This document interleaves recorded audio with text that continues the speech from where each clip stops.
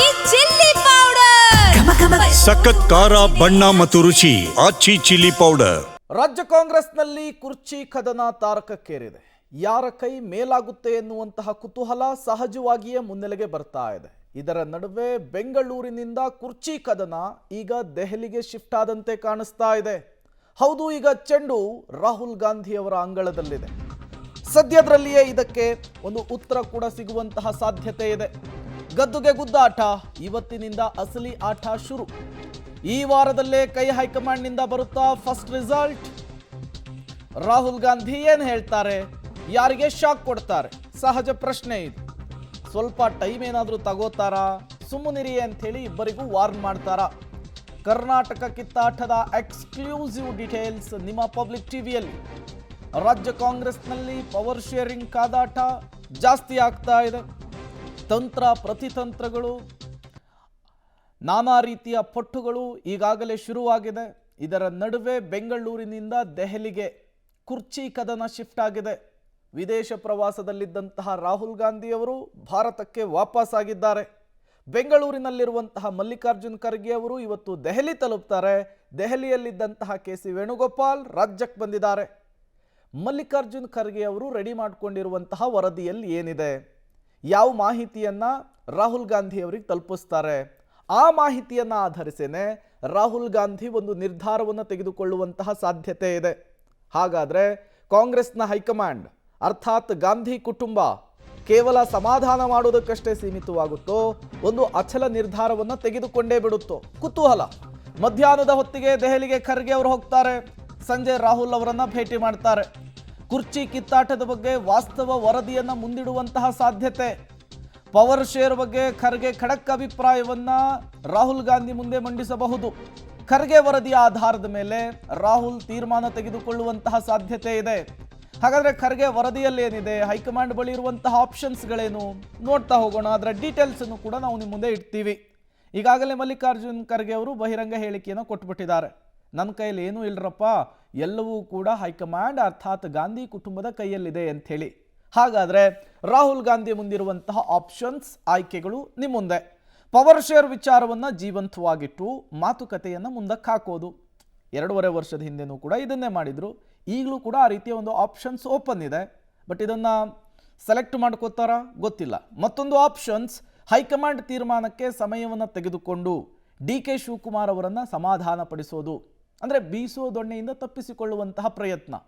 ಮತ್ತೊಂದು ಆಯ್ಕೆ, ಒಂದು ಟೈಮನ್ನು ಫಿಕ್ಸ್ ಮಾಡಿ ಇತ್ಯರ್ಥ ಮಾಡೋದಾಗಿ ಇಬ್ಬರಿಗೂ ತಿಳಿಸಿ ವಾಪಸ್ ಕಳುಹಿಸಿಕೊಡುವಂಥದ್ದು.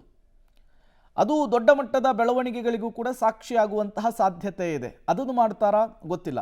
ಇನ್ನು ಸಿದ್ದರಾಮಯ್ಯ DKಶಿ ಇಬ್ಬರನ್ನು ಕೂಡ ದೆಹಲಿ ಕರೆಸ್ಕೊಂಡು ಒಂದೇ ಟೇಬಲ್ನಲ್ಲಿ ಕೂರಿಸ್ಕೊಂಡು ಮುಖಾಮುಖಿ ಮಾತನಾಡೋದು, ಇಬ್ಬರನ್ನೂ ಕೂಡ ಸಂಧಾನವನ್ನು ನಡೆಸುವಂಥದ್ದು. ಬಟ್ ಒಪ್ಕೊಳ್ತಾರಾ ಗೊತ್ತಿಲ್ಲ. ಸಿದ್ದರಾಮಯ್ಯ DKಶಿ ಇಬ್ಬರನ್ನೂ ಕೂಡ ದೆಹಲಿ ಕರೆಸಿ ಸಂಧಾನ ನಡೆಸುವಂತಹ ಸಾಧ್ಯತೆಯೂ ಕೂಡ ಇದೆಯಂತೆ. ಈ ಆಯ್ಕೆಗಳ ಪೈಕಿ ರಾಹುಲ್ ಗಾಂಧಿ ಅವರು ಯಾವುದನ್ನು ಸೆಲೆಕ್ಟ್ ಮಾಡ್ಕೊಳ್ತಾರೆ, ಜಟಿಲಗೊಂಡಿರುವಂತಹ ಬಣಬಡಿದಾಟಕ್ಕೆ ಯಾವ ರೀತಿ ಮದ್ದನ್ನು ಅರಿತಾರೆ, ಕಾದು ನೋಡಬೇಕಿದೆ. ಸಿದ್ದರಾಮಯ್ಯ ಸಾಹೇಬರು ಬೆಳಗ್ಗೆ ಹೇಳಿದ್ರು ಸರ್, ಒಂದು ಮಾತು ಹೈಕಮಾಂಡ್ ಹೇಳಿದ್ರೆ ಎಲ್ಲವೂ ಮುಗಿಯುತ್ತೆ, DK ಅವರು ಒಪ್ಕೋಬೇಕು, ನಾನು ಒಪ್ಕೋಬೇಕು ಅನ್ನೋ ಮಾತನ್ನ ಸರ್. ಅವ್ರು ಹೇಳಿದ ಮೇಲೆ ವೇದವಾಕ್ಯ ನಮ್ಮದು. ಮುಖ್ಯಮಂತ್ರಿ ಏನು ಹೇಳಿದ್ದಾರೆ ಅವ್ರು ನಾವು ಸಂಪೂರ್ಣವಾಗಿ ಒಪ್ತೇವೆ. ನಾವು ಯಾರಿಗೂ ತಗರಾಲ ಏನಿಲ್ಲ ಅದರಲ್ಲಿ. ಅವ್ರಿಗೇನು ನಾವು ಯಾರೂ ಅವ್ರ ತನ್ನೂರು ಮತ್ತೊಂದು ಬಗ್ಗೆ ನಾವು ಮಾತಾಡಿಲ್ಲ. ಅವ್ರಿಗೇನು ಗೌರವ ಕೊಡಬೇಕು, ಪಕ್ಷಕ್ಕೆ ಒಂದು ದೊಡ್ಡ ಆಸ್ತಿ ಅವರು. ಎಲ್ಲರೂ ಸೇರಿ ಒಟ್ಟಿಗೆ ಅವ್ರ ಮಾರ್ಗದರ್ಶನ ಕೆಲಸ ಮಾಡ್ಕೊಂಡು ಹೋಗ್ತಾ ಇದ್ದೀವಿ. ಹೈಕಮಾಂಡ್ನವರು ಏನು ಹೇಳ್ತಾರೆ ಅಥವಾ ನಾವು ಕೇಳೋದು. ನಮ್ಮಲ್ಲಿ ಹೈಕಮಾಂಡ್ ಇದೆ. ಹೈಕಮಾಂಡು ತೀರ್ಮಾನ ಮಾಡಿದ್ರೆ ಏನು ನನ್ನನ್ನೇ ಮುಂದುವರಿಸಿ ಅಂತಂದರೆ ಮುಂದುವರಿತೀವಿ. ಗೊತ್ತಾಯ್ತಾ? ಹೈಕಮಾಂಡ್ ಏನು ತೀರ್ಮಾನ ಮಾಡ್ತಾರೆ ಅಂತಿಮವಾಗಿ ಹೈಕಮಾಂಡ್ ನಾನು ಒಪ್ಕೋಬೇಕು, DK ಶಿವಕುಮಾರ್ ಒಪ್ಕೋಬೇಕು.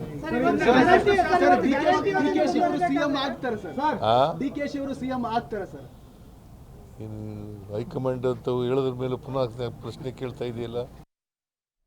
ಮತ್ತಷ್ಟು ಡೀಟೇಲ್ಸ್ ಅನ್ನು ಕೊಡೋದಕ್ಕೆ ನಮ್ಮ ದೆಹಲಿ ಪ್ರತಿನಿಧಿ ಶಬೀರ್ ನೇರ ಸಂಪರ್ಕದಲ್ಲಿ ಜಾಯಿನ್ ಆಗಿದ್ದಾರೆ. ಶಬೀರ್, ಈ ಅಧಿಕಾರ ಹಂಚಿಕೆಯ ವಿಚಾರ ವರಿಷ್ಠರಿಗೆ ಬಿಸಿ ತುಪ್ಪು ಆಗಿಬಿಟ್ಟಿದೆ. ಅತ್ತ ಉಗುಳಕ್ಕಾಗ್ತಾ ಇಲ್ಲ, ಇತ್ತ ನುಂಗೋದಕ್ಕಾಗ್ತಾ ಇಲ್ಲ. ಅಧಿಕಾರ ಹಂಚಿಕೆ ಮಾಡಿದ್ರೂ ಕಷ್ಟ, ಮಾಡದೇ ಇದ್ರು ಅನ್ನುವಂತಹ ಕಷ್ಟ, ಆ ಪರಿಸ್ಥಿತಿಯಲ್ಲಿ ಸಿಲುಕೊಂಡಿದ್ದಾರೆ. ಏನಾಗಬಹುದು ಇವತ್ತು ದೆಹಲಿಯಲ್ಲಿ? ಯಾವ ಟೈಮ್ ಒಳಗೆ ಒಂದು ನಿರ್ಧಾರವನ್ನು ತೆಗೆದುಕೊಳ್ಳುವಂತಹ ಚಾನ್ಸಸ್ ಇದೆ ಅಂತ? ಪ್ರೇಮ್ ನೋಡಿ, ಹೈಕಮಾಂಡ್ ಪರಿಸ್ಥಿತಿಯು ಕೂಡ ಒಂದು ರೀತಿ ಅಡಕತ್ತರೆಯಲ್ಲಿ ಅಡಿಕೆ ಸಿಕ್ಕಂತಾಗಿರುವಂಥದ್ದು. ಯಾವ ಕಡೆಗೆ ವಾಲ್ಬೇಕು ಅನ್ನುವಂಥದ್ರ ಬಗ್ಗೆ ಸಾಕಷ್ಟು ಗೊಂದಲಗಳನ್ನು ಇಟ್ಕೊಂಡಿದ್ದಾರೆ. ಯಾವುದೇ ನಿರ್ಧಾರ ತೆಗೆದುಕೊಂಡ್ರೂ ಕೂಡ ಅದರಿಂದ ಆಗ್ಬೋದಾದಂಥ ಪರಿಣಾಮಗಳು ಕೂಡ ಹೆಚ್ಚಾಗಿರುತ್ತೆ ಅನ್ನುವಂಥದ್ದು ಬಹಳ ಸ್ಪಷ್ಟವಾಗಿ ಹೈಕಮಾಂಡ್ಗೆ ಗೊತ್ತಿದೆ.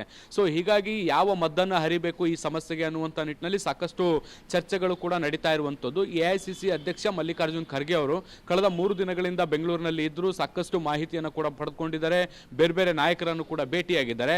ಇದಲ್ಲದೆ ಖುದ್ದು ಮುಖ್ಯಮಂತ್ರಿ ಸಿದ್ದರಾಮಯ್ಯ ಅವರನ್ನು ಕೂಡ ಭೇಟಿಯನ್ನ ಮಾಡಿ ಅವ್ರ ಜೊತೆಗೂ ಕೂಡ ಒಂದಷ್ಟು ಮಾತುಕತೆಗಳನ್ನ ಕೂಡ ನಡೆಸಿರುವಂಥದ್ದು. ಈ ಎಲ್ಲ ಮಾಹಿತಿಯೊಂದಿಗೆ ಇವತ್ತು ಖರ್ಗೆ ಅವರು ದೆಹಲಿಗೆ ಬರ್ತಾ ಇದ್ದಾರೆ.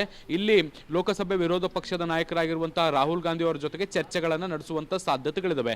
ಇದಕ್ಕೂ ಮುನ್ನ AICC ಸಂಘಟನಾ ಪ್ರಧಾನ ಕಾರ್ಯದರ್ಶಿಯಾಗಿರುವಂತಹ KC ವೇಣುಗೋಪಾಲ್ ಮತ್ತೆ ಅದರ ಜೊತೆಗೆ ರಾಜ್ಯ ಕಾಂಗ್ರೆಸ್ ಉಸ್ತುವಾರಿಯಾಗಿರುವಂತಹ ರಣದೀಪ್ ಸುರ್ಜೇವಾಲಾ ಇವರಿಬ್ಬರ ಜೊತೆಗೂ ಕೂಡ ಒಂದಷ್ಟು ಚರ್ಚೆಗಳನ್ನ ಮಾಡಿ ಸಲಹೆಗಳನ್ನು ಪಡೆಯುವಂತ ಸಾಧ್ಯತೆಗಳನ್ನು ಕೂಡ ನಿರೀಕ್ಷೆ ಮಾಡಬಹುದು. ಅದಾದ ಬಳಿಕ ಎಲ್ಲಾ ನಾಯಕರು ಒಟ್ಟಾಗಿ ರಾಹುಲ್ ಗಾಂಧಿ ಸಮ್ಮುಖದಲ್ಲಿ ಒಂದು ಫಾರ್ಮುಲಾವನ್ನು ಕೂಡ ಸಿದ್ಧಪಡಿಸಿಕೊಳ್ಳುವಂತ ಸಾಧ್ಯತೆಗಳಿದಾವೆ.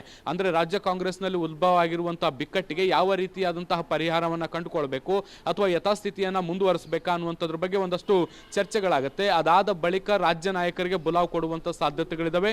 ಈ ವಾರಾಂತ್ಯದಲ್ಲಿ CM ಸಿದ್ದರಾಮಯ್ಯ ಮತ್ತೆ DCM DK ಶಿವಕುಮಾರ್ ಅವ್ರಿಗೂ ಕೂಡ ಬುಲಾವನ್ನ ಕೊಟ್ಟು ಇಲ್ಲಿ ಮತ್ತೆ ಹೈಕಮಾಂಡ್ ಸಮ್ಮುಖದಲ್ಲೇ ಒಂದಷ್ಟು ಮಾತುಕತೆಗಳಾಗುವಂತ ಸಾಧ್ಯತೆಗಳನ್ನ ನಿರೀಕ್ಷೆ ಮಾಡಬಹುದು.